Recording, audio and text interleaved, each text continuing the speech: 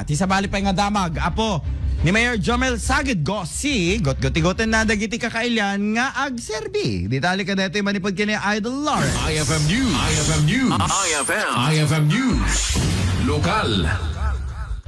Inyunay-unay ni Mayor Jomel Sagid Gossi iti ili ti dingrasa ang mabaling nga agserbi dagiti kailian na nupay awan tinaganda iti gobyerno wenno saan da nga agturay iti maysa nga ili wenno posisyon akas ken Jose Fallanes Escoda iti panang celebrarda iti panakayanak ti nasa Abanwar ket kuna ti mayor akas sapulan nga agilayab tirik na dagiti kayat nga agserbi saan lagi nga dagiti natataengano diket di pati dagiti agtutubo imbatad na akas sapulan nga uray agtutubo dagiti maseknan ket irugitan ti agserbi ket nada ti unig ti pamilyada aging gana iti barangay ken ti komunidad inlayon na agapo ken Jose Fallanes Escoda ket maragsakan ken proud isuna akas maysa ading renyo.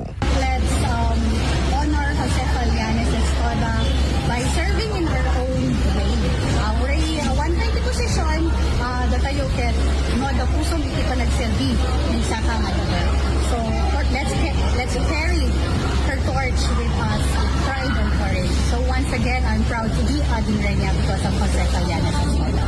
Kabayatan na nagyamanan ti mayora dagiti amin anak ipagpaset iti Escoda Day iti napalabas alawas. Para iti IFM News, Idol Lawrence Martinez, Tatak, Aremen.